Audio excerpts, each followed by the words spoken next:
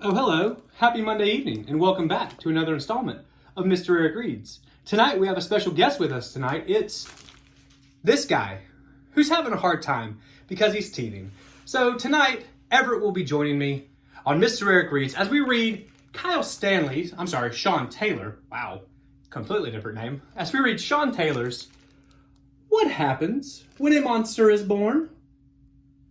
So let's find out, Everett, shall we? What happens when a monster is born on Mr. Eric Reads? When a monster is born,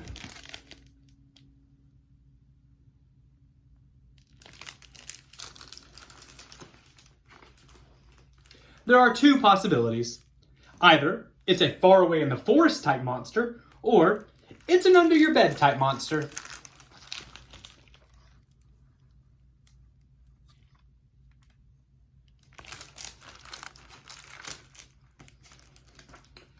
Now, if it's a far away in the forest type of monster, then that's that. But if it's an under your bed monster, then there are two possibilities. Either, well, it just eats you. Or you make friends and then you take it to school with you.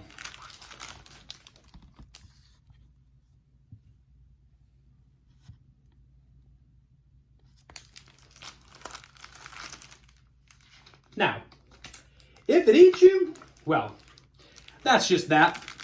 But if you take it to school, there are two possibilities. Either it sits quietly, does its homework, and becomes the first monster to play for the school's basketball team, or, well, it eats the principal.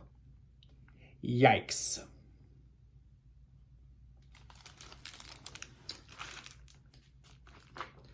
Well, if it sits quietly, then that's that. But if it eats the principal, there are two possibilities. It either growls, "Yummy!" and dances the boogie woogie, boogie, woogie, boogie, boogie, woogie. Or it growls, "Sorry!" and walks off through the wall.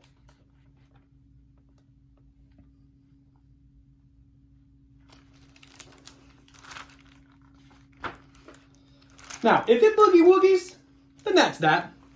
But if it walks off, there are two possibilities. Either it sits in the park and scratches its head. Exactly. Or it takes a deep breath and sets off for the faraway forest.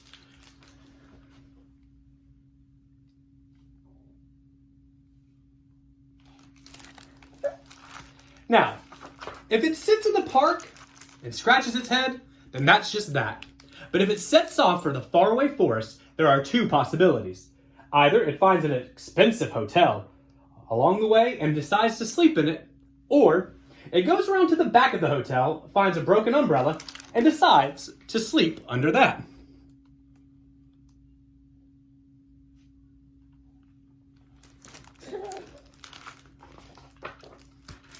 If it sleeps in that expensive hotel, well, that's just that. But if it sleeps under the umbrella, there are two more possibilities. Either a kitchen girl comes out and tips a saucepan of porridge over the monster's head, or the kitchen girl noticed the monster and stops in her tracks.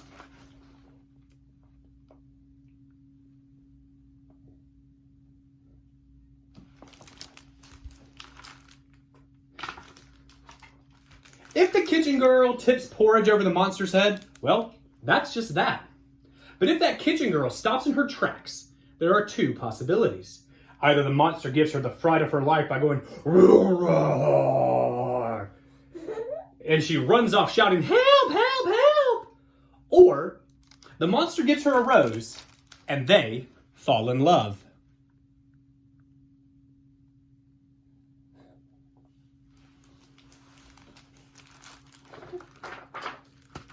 If the girl runs off shouting, "Help, help, help!" that's that. But if they fall in love, exactly, there are two possibilities. Either she kisses the monster and it turns him into a handsome young man, or it kisses her and she turns into a monster.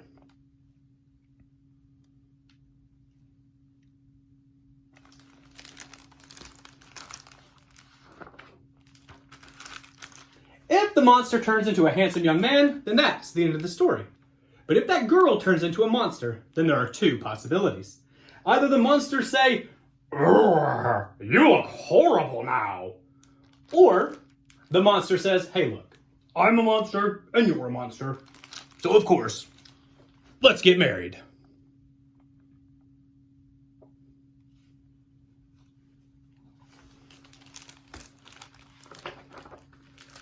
If the monster says, "You look horrible now," then that's just that. But if the monster says, "Let's get married," there are two possibilities. Either the two of them live happily together and have a baby monster, or, well, they eat each other.